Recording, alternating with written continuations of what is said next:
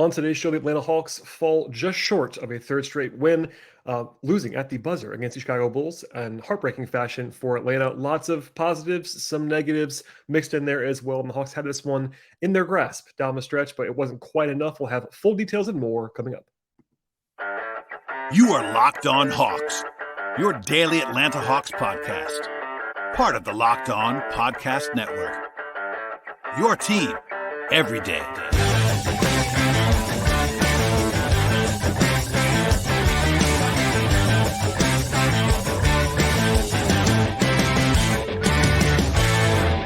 Hello, friends. Welcome to episode 1375 of the Locked On Hawks podcast.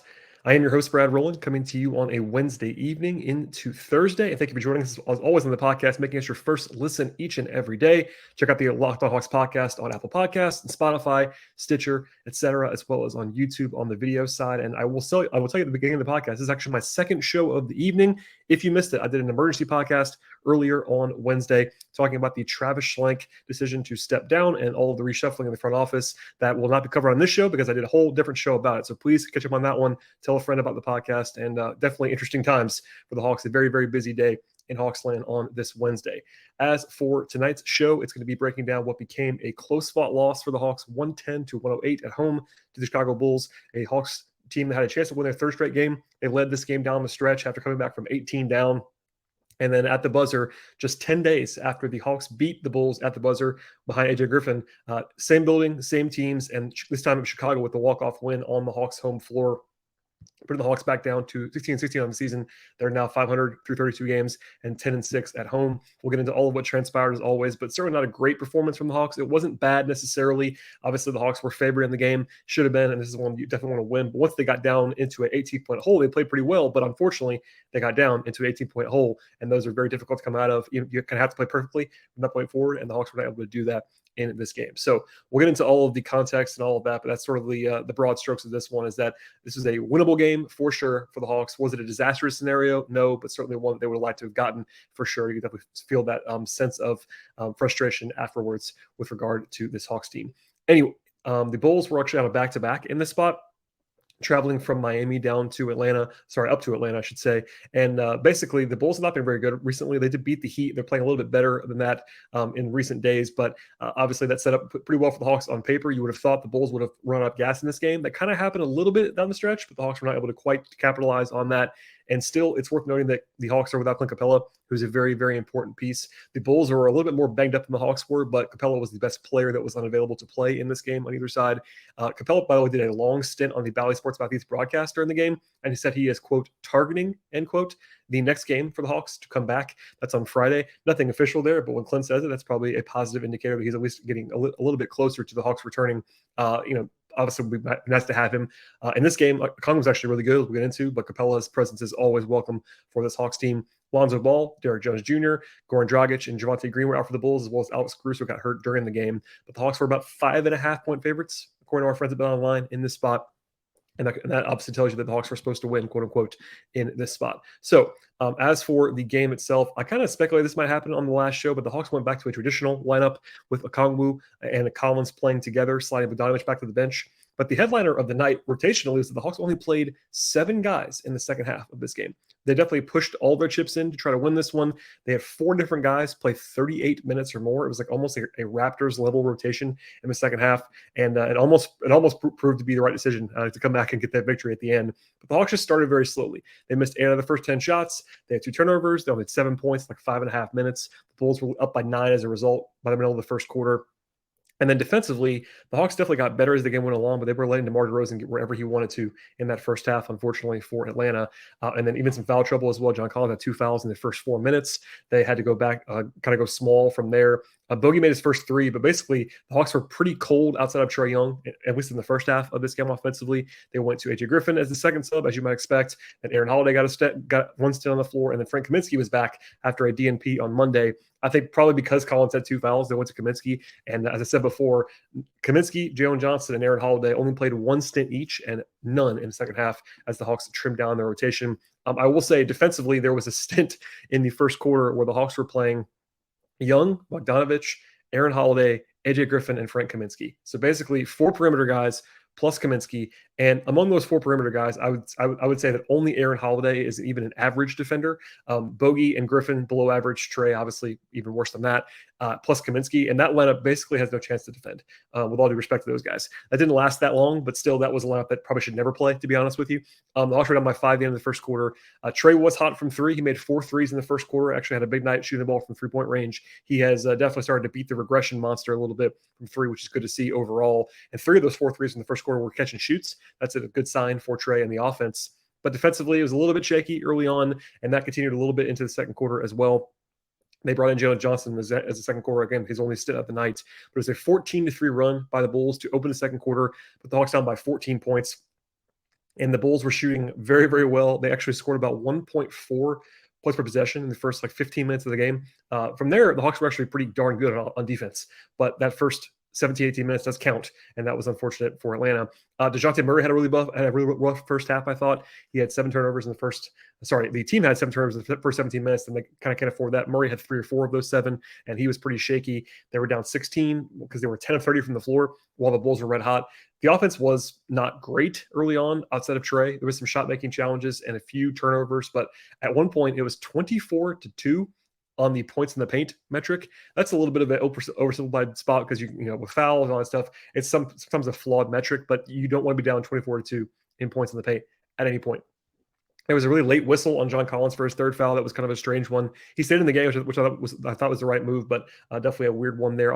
Some interesting officiating in this one, we'll say. Okongwu had a big dunk after another bad turnover by Murray, actually. And then Hunter collided with Caruso, which actually left Caruso down for a long time. He ended up not coming back in the game. And then the Bulls actually gave the Hawks a free point on a take foul to get the clock stopped. And then actually Chicago gave another gift in the final second of the first half. DeMar DeRozan fouled Trae Young and then also got a technical foul with 0.5 seconds to go. And that was 3 free points for the Hawks at the end of the first half, which actually ended up being pretty important in this game to get the Hawks down only by 10 at the first half, which actually doesn't sound great, but still they were down by 18 points. And honestly, being down 10 at the half was probably a gift on some level.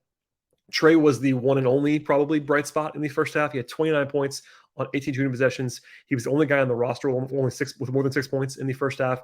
He had a season high for threes in a game by halftime. He had 6. That's obviously speaks for itself and that effectiveness. But the rest of the offense was really kind of a mess. They shot 35% on 2s in the first half. That's really rough as a team.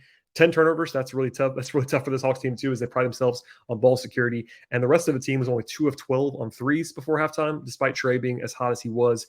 The Bulls did turn it over a bunch, but shot the ball very well. And by the time it was halftime, the Hawks' defensive rating was only 117, which isn't so bad, and it definitely improved the rest of the way. But the Hawks' offense was the problem for the vast majority of this game. And I would say, generally speaking, if you're looking for a side of the ball to blame in this one, it was probably the offense by the end of the contest.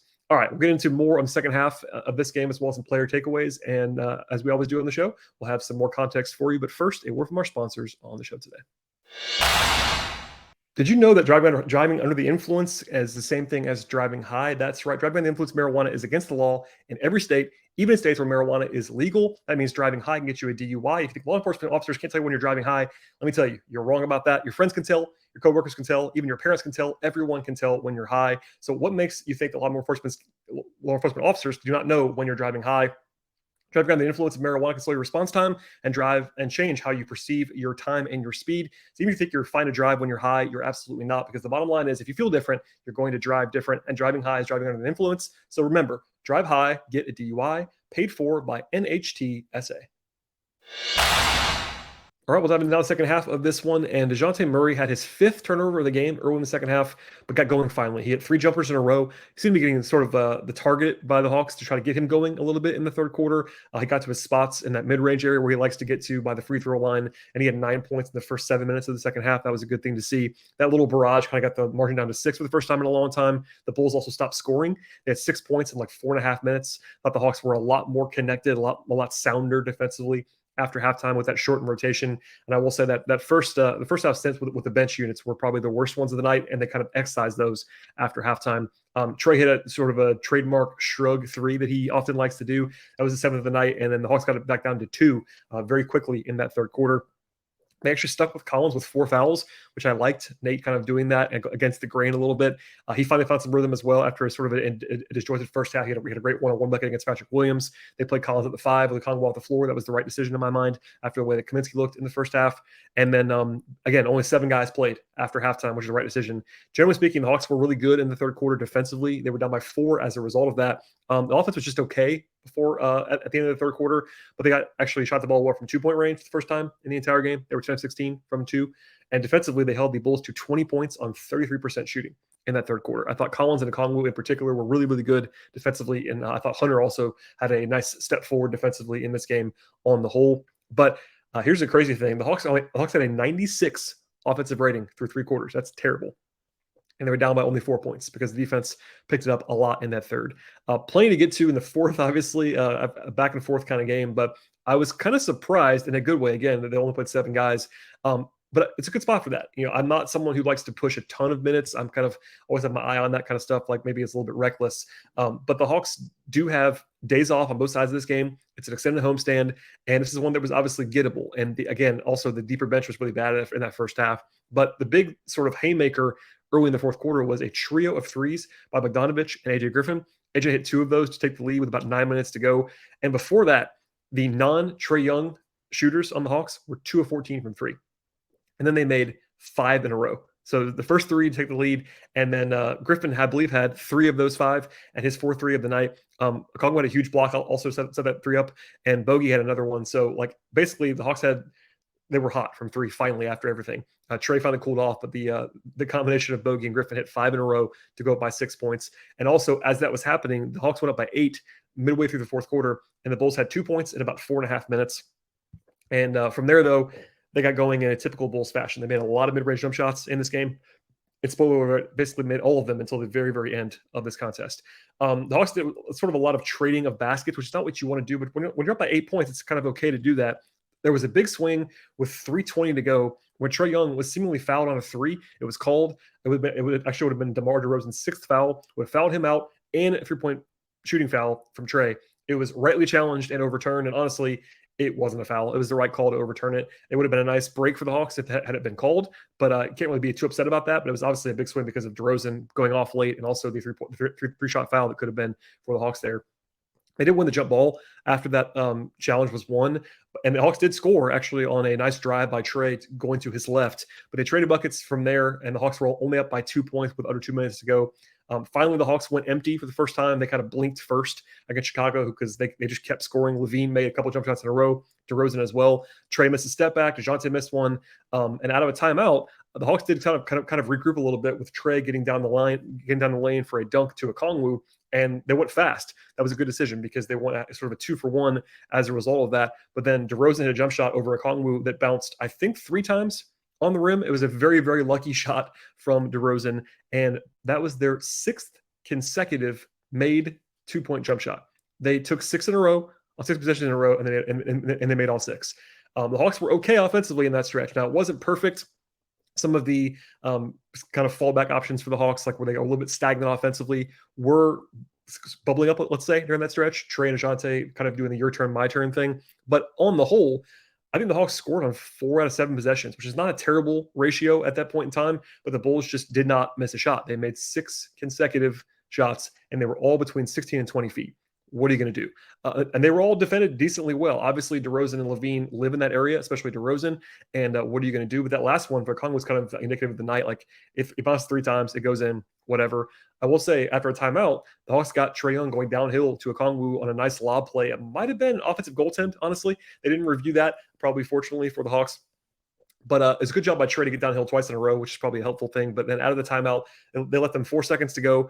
I was confused by Bogey playing at that stretch. The only thing that I would say on the side of that was that the Hawks only played 7 guys. And basically, with Trae being one of them, they only had a certain number of options. It was basically Bogey versus AJ Griffin. And I think I would have gone with Bogey, I guess, for that reason. But I would have almost liked to see like an ice cold Aaron Holiday or something like that could come in and execute, because Bogey is a step slow defensively, as we talked about a lot with Glenn Willis earlier this week. And so that came up to kind of bite them a little bit. I will say, though, the Bulls finally missed a jump shot. It was actually an air ball, which actually bit the Hawks in a big way because it was an air ball. It didn't really carry him the way that you would have thought. Collins, it hit him kind of in the chest. It should have been grabbed by Collins. I want to be very clear. John should have got the rebound. No question about that. I know I'm a Collins defender, but he should have had that rebound. No question about that. I'm sure he would say the same thing. Everybody did. I think, Trae acknowledged there was only one play. So it's not like this loss. I saw some like crazy takes online about how this loss was on John Collins. That's very silly. Obviously, he should have got the rebound, but it's one little thing. And it was also a weird airball situation where he was trying to box out, etc. And then I would assume it streaks right past Bogdanovich, who's like basically standing still for the carom. It was unlucky too. The way that it came off of Collins' hands was even unlucky. Right to Dosunmu in time, and there you go on the walk-off. So after all that, it was basically frustrating. The Hawks had the lead. They're up by 8 points in the fourth quarter, and viewed through that lens, obviously this is not a great result. You have to tip your cap on some level to the Bulls for making shots on the stretch, and the Hawks again were down by 18 points. So if it's me, I'm talking about the first quarter and a half more so than the late collapse in terms of like reasons why the Hawks lost this game, because most of the late collapse was really the Bulls just making every shot for 3 minutes. And that's going to happen every once in a while. But it's the whole thing, the whole everything counts basically for this Hawks team. And the Bulls are not a fantastic opponent. This should have been a game that they would have won. And while you could certainly nitpick like the missed jumpers from Trae and Ajante, the non-rebound by Collins at the end, some of the execution before that, the 2-point shooting, we'll get into in a second. The offense was not good enough in this game on the whole.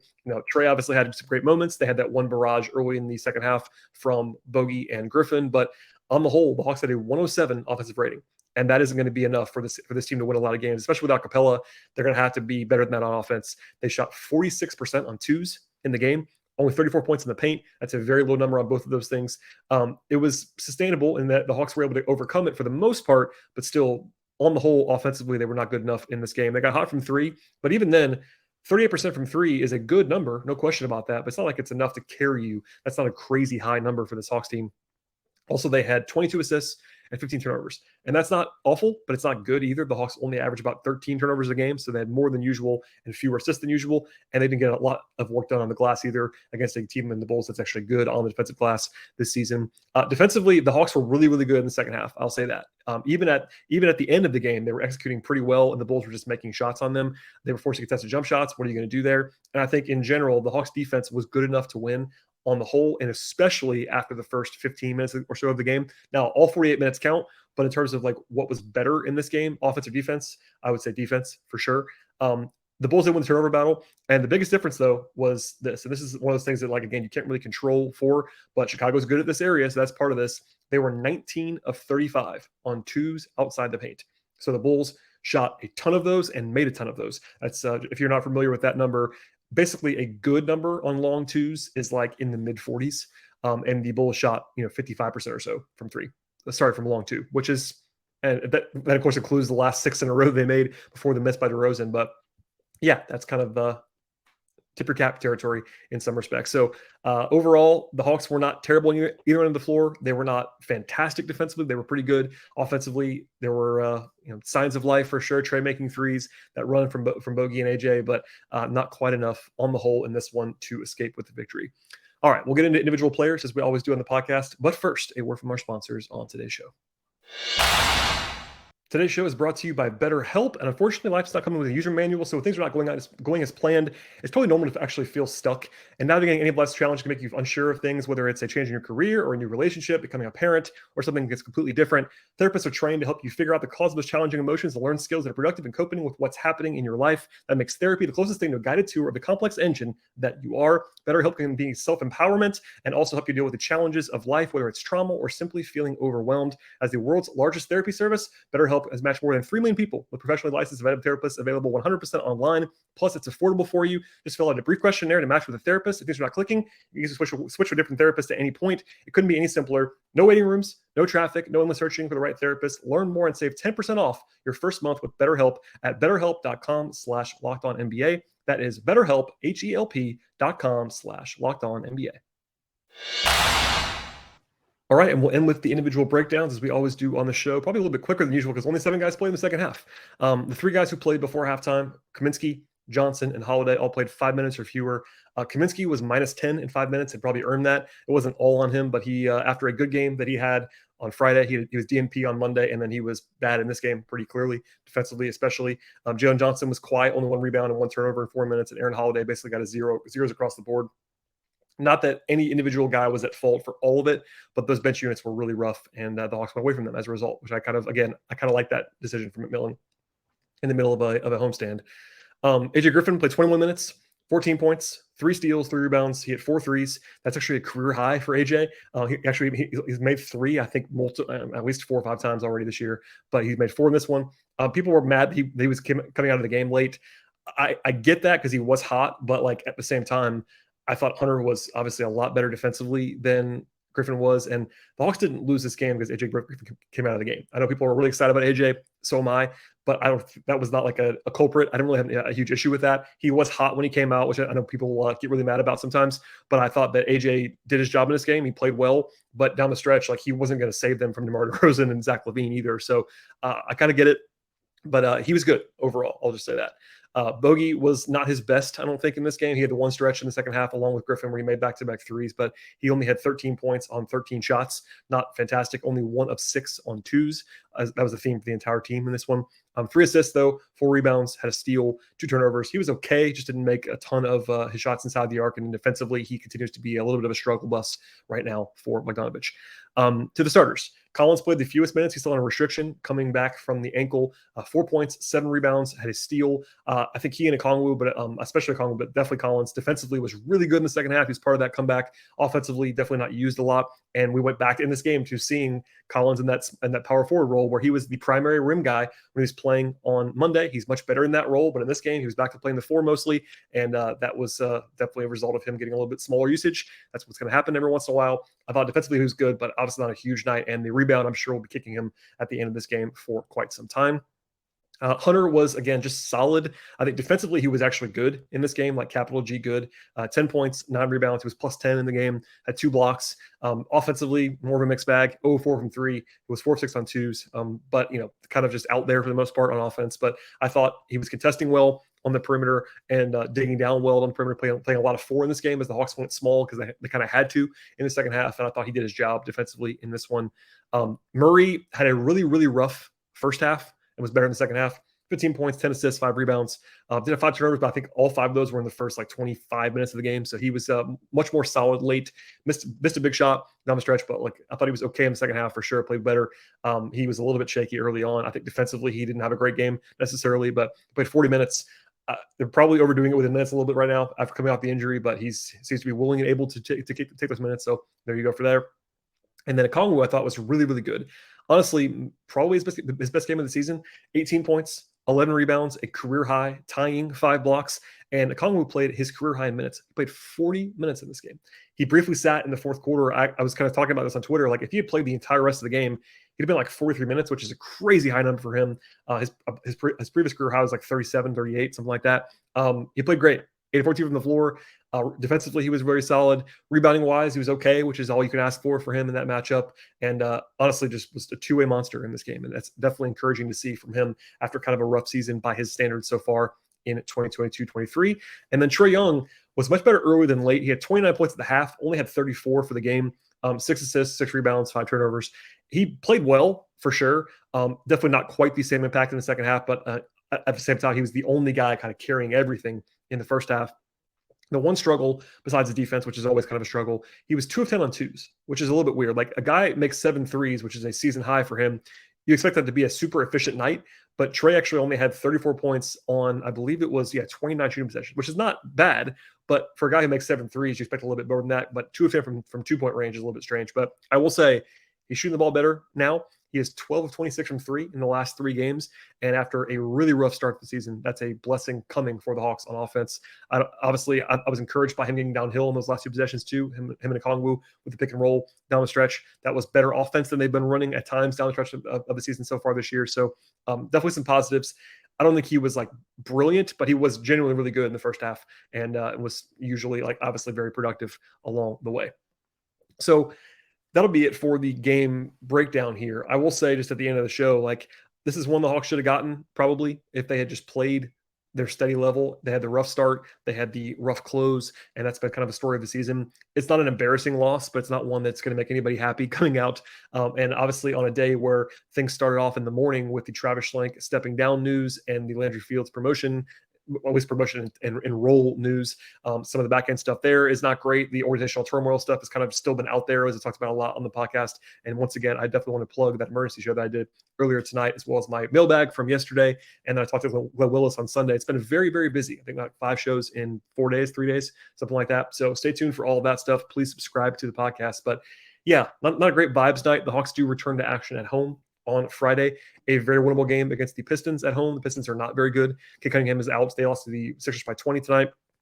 Nothing is ever assured in the NBA, but a home game against the Pistons right now is about as easy as it gets. So we'll see if the Hawks are able to kind of get that one that's going to be badly needed as they head into Christmas and a little bit of a hiatus before they hit the ground running again, and a looming West Coast trip to start 2023. So we'll have more on that in the future for sure. Please subscribe to the podcast across podcast platforms, Apple Podcasts, Spotify, Stitcher, Odyssey app. We're also on YouTube, Google Play, all those places. We definitely appreciate the support. Please tell your friends about the podcast as well. Follow me on Twitter at BT Rowland. Follow the show on Twitter at Locked On Hawks.